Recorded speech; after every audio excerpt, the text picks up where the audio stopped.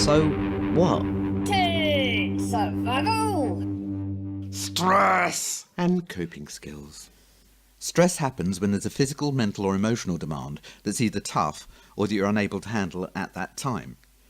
It can be caused by anything: change, loss, lack of control, lack of resources, the demands and needs of others, your own demands and needs, boredom, frustration, disappointment, loneliness, anxiety, fear, sadness, frustration, anger and hurt. Stress is closely linked to the amount of control we have in a situation.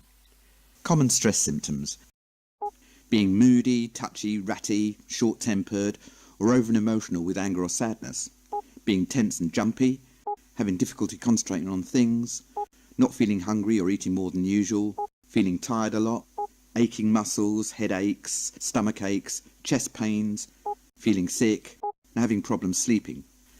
Too much stress can make you ill and can contribute to a number of health conditions: allergies, hair loss, eyesight problems, irritable bowel syndrome, ulcers, lowered immune system, diabetes, high blood pressure, stroke, heart disease and cancer. The most common ways people react to stress are denial, pretending the problem's not there; displacement, taking things out on other people or reacting badly in situations that have nothing to do with the problem; avoidance, seeking short-term comfort in sleep, computer games, alcohol, drugs, sex or violence. Types of stress. Stress you can do something about. This can either be what you or someone else is doing or not doing. If it's someone else, then speak to them, but remember that you can't change other people. You can only control yourself and your reactions.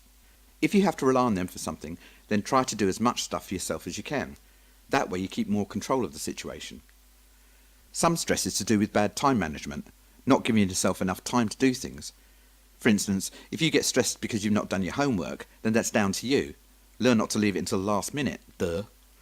If you get stressed because you're often late for things, then get up earlier and leave earlier.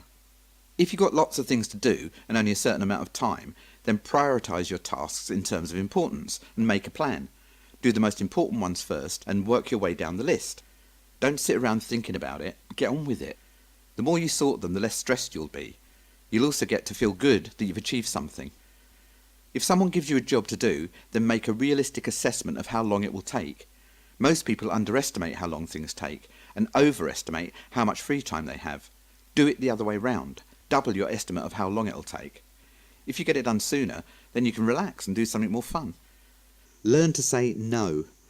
Everyone asks others for help, but you have to watch that this one doesn't get out of hand. If you're being asked to do stuff you really don't want to, then just say no. It's your right. Which is worse for you, doing it and feeling used and stressed out, or feeling a bit guilty for a while and having your free time? If you keep agreeing to do stuff, people will dump on you more as they just see you as their personal resource. If you say no, they will just go off and find some other mug. Stress you can't do anything about. This could be things like the bus being late, the weather, accidents, etc. You can't change this stuff, so getting stressed is a waste of energy. Use that energy to do other things if you can. With stresses you can't control, you have to develop coping skills or they will beat you down. Some stress can just be short-term and you know it will end, but lots of short-term ones can build up and have a big effect. With long-term stress, you can try to adapt as much as possible, but it's a good idea to get any support you can. Go see your doctor and look up help organisations. Don't underestimate the health effects of stress. Stress coping skills. What's winding you up? It may be obvious or it may be something underneath. Can you or anyone else do anything about it? If you can, then do it. If you can't, then use the best coping skills you have. Ask others for advice. What emotions are you feeling? What is it about the situation that triggers this emotion in you? Do you feel disrespected, unloved, unappreciated? Are you being oversensitive? Are you interpreting things realistically? Is it to do with your insecurities, jealousy or self-esteem issues? Were you already feeling emotional before it happened? Are you tired or ratty? Are you hungry? Does it remind you of a situation in the past? If the emotion you're feeling is anger, then say something. Others may not agree with you, but at least you've had your say. This will do more for your self-esteem than internalising and brooding. Keep things in proportion. If you keep blowing up over little things, then maybe you need to look at your expectations of how things should be. Check your expectations with others. Be aware that those who stress you out may be stressed out about stuff that has nothing to do with you. They don't mean it personally. If others are stressed out, try not to get dragged into their drama. If you've given them advice and they've not taken it, then that's their responsibility. If they keep asking, say, I've given you my advice, so I'm obviously not the right person to help you. If you have to keep going into the same stressful situation, then try different ways of handling it. If other people are stressy, then try to be understanding. But don't get to a point where you're always tiptoeing around them because of their moods. This will just wind you up. Are you doing anything to make a stressful situation happen, make it worse, or stressing others out? If so, change what you're doing. Look at how you've handled a stressful situation. Think if you could have done it any differently to cause yourself less stress. Learn how others handle stressful situations. If you really hate doing something and you don't have to, then bloody well don't do it. Accept the consequences. Accept that this may piss off others. They will have to use their coping skills to handle their own stress. Keeping a balance. Take time out from stressful things. It can help you see things differently and gives you a chance to recharge your batteries. Slogging away at a problem is not always the best way to sort it.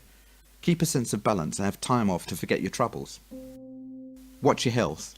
Stress can make you more likely to get ill. Eat properly and get enough regular rest. Exercise. It gets out frustrations and triggers the production of happy chemicals. Check out your anger management skills. Do stuff you enjoy. Going out, staying in, listening to music, etc. Have definite you time. Watch stuff that makes you laugh. Write down how you feel about things and or talk to your friends about it. Alcohol is a depressant, so it's not a good way to cope with stress. Coping in this way can become addictive and lead to more stress. Practice slow, deep breathing. It's a medical fact that stroking a pet lowers your stress. If none of these work, then get help from your GP. You could also think about some form of counselling or self-help group. Most stress situations will pass, so just accept that you're having a crap time at the moment and work your way through. This podcast is one of the 187 subjects covered in So What? Teen Survival, an ebook downloadable from Amazon.